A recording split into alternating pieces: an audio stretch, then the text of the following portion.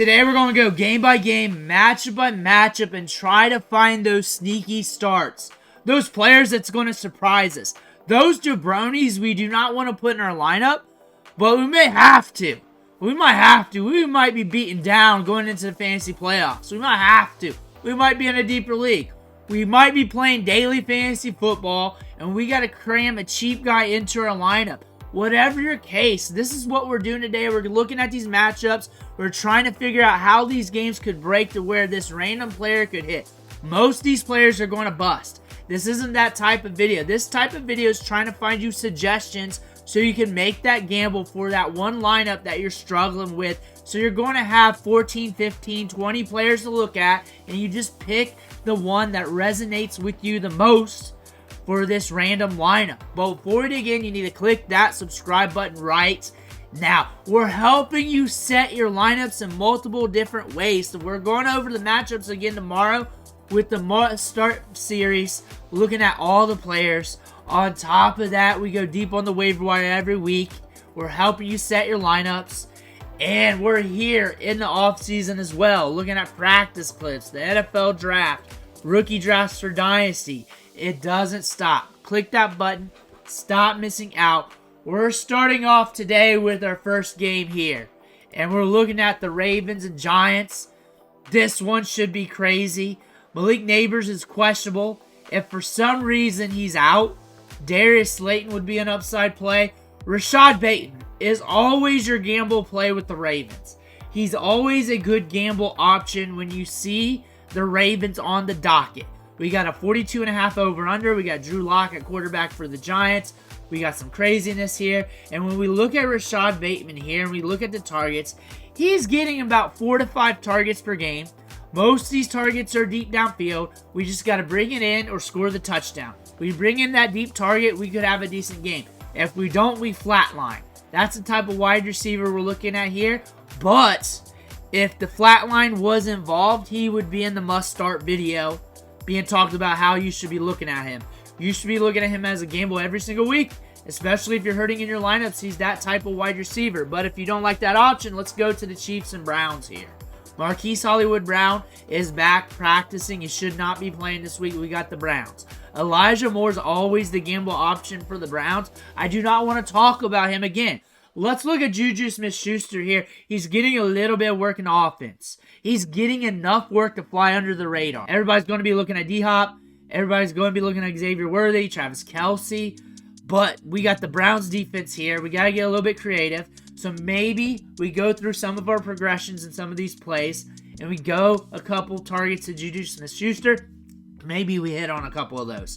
Maybe we hit on that gamble. Maybe that happens. JuJu Smith-Schuster hit earlier this year.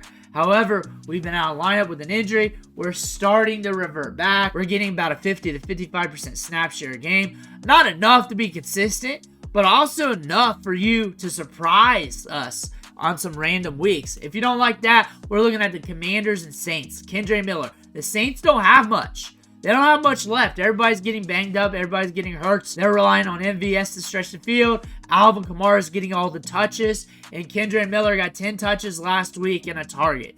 That being said, we could see a little bit more this week. Maybe not, but he's explosive. This game could get crazy because the Commanders can push the pace. And the Saints can really shell it downfield. That being said, this could be a nasty game. On top of that, it could go either way, because if the Commanders and Jaden Daniels do what they want to do and push it downfield and connect on a couple deep balls and start scoring, the Saints are going to react to that, and we might hit an over here. But we can definitely see how these two teams together could be an ugly dance partner. Kendre Miller here could sneak away with some extra touches. It's not like the Saints are going to win the Super Bowl. It's not like you should continuously pound Alvin Kamara and just wither him away. They might give Kendre Miller a few extra touches here in this game to see what they have in him.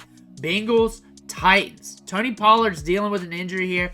Tyjae Spears might be the pickup. And he might be just the touch merchant. He might be a carry merchant here where he's just getting enough touches to keep you interested, to give you a chance. We got a 46 over-under here. The game script's going to be pushed a little bit. Titans are due to push it in a game script. They haven't in a little bit. That being said, you're looking at Tyjae Spears as a touch merchant in this matchup, and hopefully a touch goes across the goal line, or he gets enough where he can volume himself in 10, 12, 13 PPR fantasy points or break off a long game. Dolphins and Texans. The thing about this matchup, we know where the ball's going for the Dolphins. And do you want me to say Jalen right again? If you want me to, I can go ahead and throw him in here. Just ask. I will do that. But if you look at the Texans, who are you going to put in there? John Mechie? You know where the ball's going there. Malik Washington here. Odell Beckham's gone. Malik Washington as the wide receiver 3 in this offense. He's getting work. He's running a decent, okay snap share, about 40-ish%. We have some games where we're getting 4, 2, 3 targets. This could be a matchup where the game script's pushed. If it's pushed, more than likely an ancillary target could do something. This is a jabroni you may want to look at this week if you need a jabroni of jabronis. Malik Washington does have some upside because he's in the Dolphins offense, and we're in a game script where it could get pushed. Jalen Coker looks like he's back. He's practicing at full. He's been out for a long time. He hasn't played since week 10. It's now week 15. We got the Dallas Cowboys here, 43 over under. This could be a game script where it's ugly or it could break. Either way, it's ugly, but it might be better for fantasy production. He should be on the field. They should be seeing what they got in Jalen Coker. You got Adam Thielen there soaking up targets. He's able to get. Working through a hand issue, but should be on the field. That being said, that makes him a sneaky start. And pretty much anybody playing this game, outside like CeeDee Lamb and Adam Thielen and Chuba Hubbard, Rico Dowdle, are sneaky starts. That being said, you're looking at this guy, seeing him work on the perimeter on the inside a little bit and see what he can do on the field. Jets, Jaguars, Breece Hall is back. Isaiah Davis becomes even sneakier. I do not look at him as a must start. I don't look at a guy that I'm starting in most of my leagues, or if I'm in the playoffs and I got to make a bet. It's not a bet I'm really willing to make. However, if I'm in daily fantasy football, I'm stretched out, deeper league, he might get the workload of what we saw in like week 13, where he just gets some trickle work out there, crosses the goal line, might get a little bit, might get a little something, maybe a little bit more than what you're expecting. Are the Jets expecting to win the Super Bowl? Are they expecting to make a playoff run? No. Why would they push Breece Hall for a full workload? We're against the Jaguars. We're on the road. This is a good defense to put fantasy points on for running backs. Isaiah Davis, even if he gets 5 touches, that could be enough for him to cross the goal line for you. Devaughn, Vele. Honestly, when I look at this matchup, it's ugly. Alec Pierce, throw him in there, but it's against the Broncos defense. Throw him in there. Throw in A.D. Mitchell. It's ugly. Look at the ancillary pass catchers and pray for the best. I do not expect anybody to sneak anything. Audric Estimate could, but he's not getting enough volume to really plant that flag. Devaughn Bailey's running enough routes, getting opportunity. I think this is going to be an ugly one from a fantasy football standpoint. If a jabroni does something, it could be in this game. A non-predictable jabroni. But we did bring up a few jabronis here. This is a jabroni game of jabroni games. But the Broncos are looking good this year. However, they slow things down on both sides of the ball, making it hard for fantasy production. Devaughn Vele has some opportunity to score. Bills, Lions. Lions are tough against the run, allowing fantasy points to running backs. They do not allow much. 54.5 over under. So the Bills are going to have to get creative. And usually when they have to get creative against defenses, Ray Davis gets a little bit more work in the passing game. Maybe they pound him up the gut a little bit more. Maybe get a few extra touches in this matchup. I honestly look at this game and I see the ball going in the same places usually. With the 54.5 over under, there's a good chance an ancillary role player gets it. Ray Davis has an ancillary role that goes into volume in some games. He's due because he didn't get it last week. That being said, against the Lions, a tough defense, tough against the run. They may have to get creative. This might be a game where he crosses the goal line or gets a few extra catches or something. Steelers, Eagles, Jalen Warren getting work in the passing game is what we're looking at. The Eagles, they're concentrated. We know where the ball's going. Saquon, A.J. Brown, Devonta Smith. Steelers, George Pickens, Jalen Warren, Najee Harris. Jalen Warren, the sneakier play here. Could be blowing up. Could be catching some balls out of the backfield. Might be in line for a good 10 fantasy points. Not enough to win your week, but not enough to make you want to off yourself.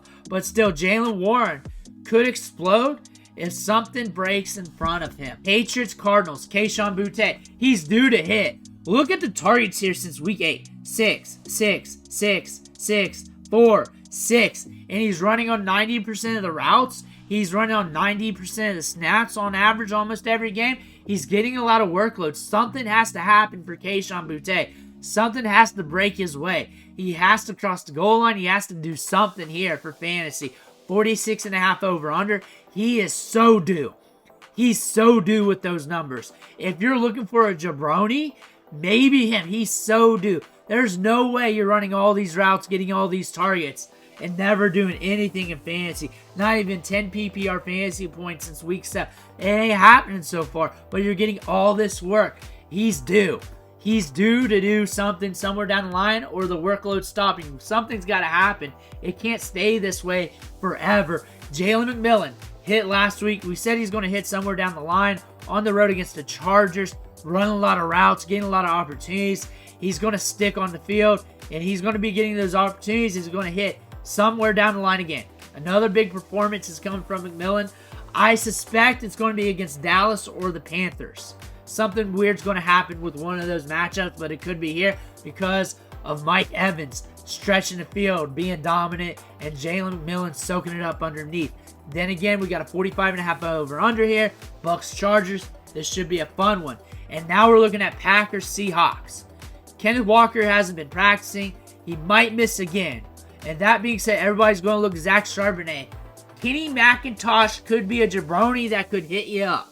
7 carries last week, 5.43 yards per carry, 2 balls caught, 2 targets. At Georgia, he was good at getting targets downfield. He was racking up catches in the receiving game.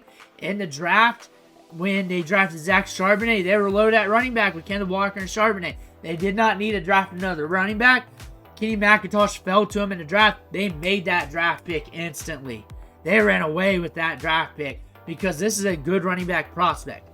I gave you a bonus one. If Kenneth Walker's back, Manny Wilson getting some touches in this game, getting some volume, vulturing a few extra touches, maybe crossing the goal line. And now we're looking at Bears and Vikings. The running backs are banged up for the Bears. Travis Homer could be getting some extra work. He could be a volume merchant in this game, getting you some extra fantasy production out of nowhere. But that would be due to volume or something breaking in front of him. Not like he's going to come out and be accidentally dominant. But those are the sneaky plays going into Week 15. Let me know what you think in the comments below. Make sure to hit that subscribe button on the way out. Thank you for watching. Catch you on the next video.